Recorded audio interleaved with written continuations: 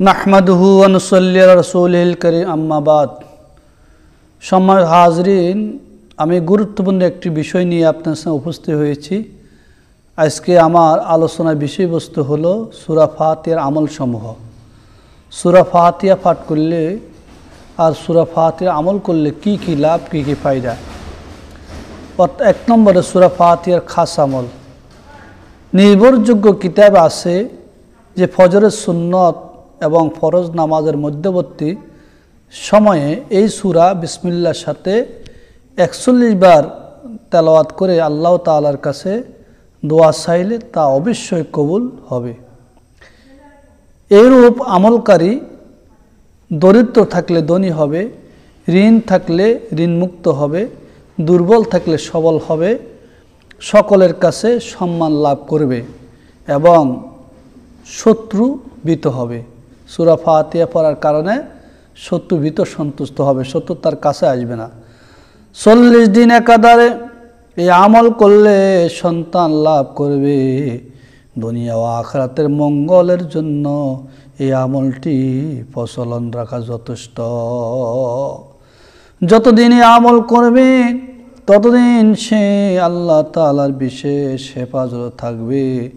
বিসমিল্লাহর সাথে এইভাবে মিলিয়ে পড়বে। বিসমিল্লাহির রহমানির রহিম, আলহামদুলিল্লাহি রাব্বিল আলামিন, আর রহমানির রহিম, মালিকি ইয়াউমিদ্দিন, ইয়্যাকা না'বুদু ওয়া ইয়্যাকা নাস্তাঈন, ইহদিনাস সিরাতাল মুস্তাকিম, সিরাতাল লাযীনা আন'আমতা আলাইহিম গায়রিল মাগদুবি আলাইহিম ওয়ালাদ-দাল্লিন।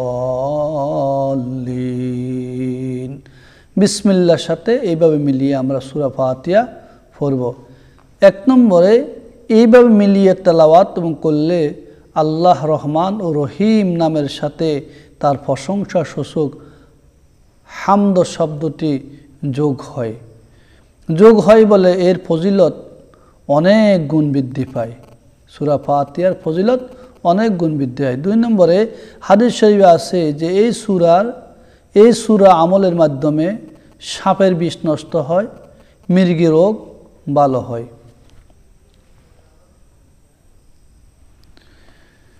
মৃগী রোগ ভালো হয়, বহুমূত্র বাত রক্ষা, যক্ষায় কাশ পাবতে কঠিন রোগ ভালো হয়। তাছাড়া মনে আশা আকাঙ্ক্ষা পূর্ণ হয় এবং রুজি রোজগার বাড়ে। ৩ নম্বরে বিসমিল্লাহর সাথে মিলিয়ে এই সূরা ৪১ বার তেলাওয়াত করে যে কোন রোগীর মুখে ফুঁক দিলে আল্লাহর মেহেরবানিতে রোগী আরোগ্য লাভ করবে। ৪ নম্বরে কোনো সৎ উদ্দেশ্যে বা মনের বাসনা পূর্ণ করার জন্য ফজরের নামাজের পরে ১২৫ বার এই সূরা তেলাওয়াত করলে মনের বাসনা পূর্ণ হয়।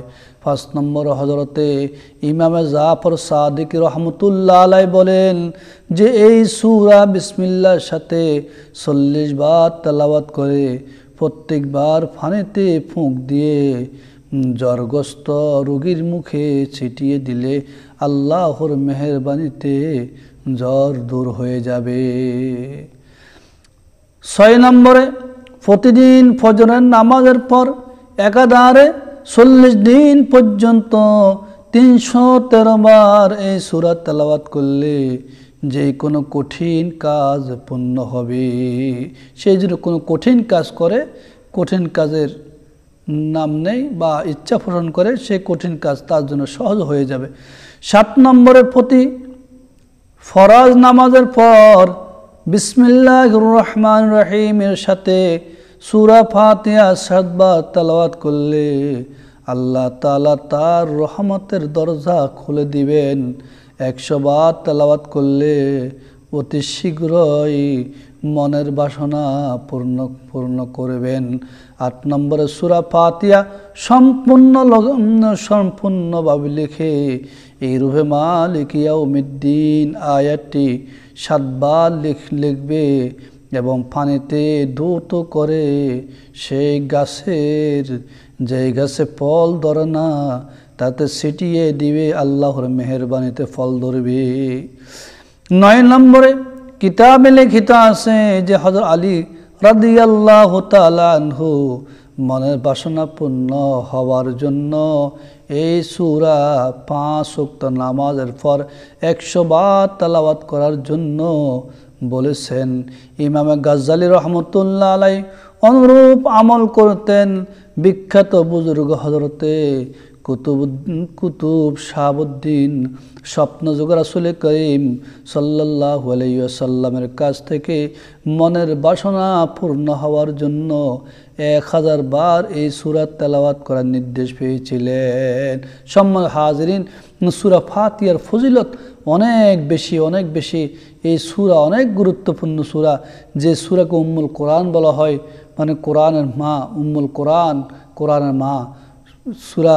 এবং সূরা ফাতিহা শুধু কোরআনের মা নয়, এই সূরা ফাতিহা হলো সমস্ত রোগের মূল ঔষধ, সমস্ত রোগের শেফা। এই সূরা পাঠ করলে আল্লাহ রব্বুল আলামিন কঠিন ও জটিল রোগ থেকে আল্লাহ রব্বুল আলামিন আপনাকে মুক্তি দান করবেন। অবশ্যই সূরা ফাতিহা আমল আমাদের করতে হবে।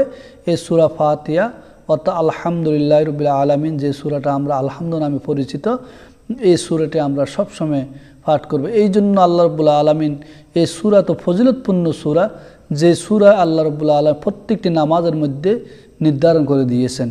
এই জন্য আমরা ফরজ, ওয়াজিব, নফল, মুস্তাহাব, সুন্নত যত নামাজ পড়ি, সকল নামাজের মধ্যে সূরা ফাতিহা আছে। আর এই সূরা ফাতিহা সম্পূর্ণ দোয়া। আল্লাহ আমাদেরকে সূরা ফাতিহার আমল করার তৌফিক দান করেন। আমিন।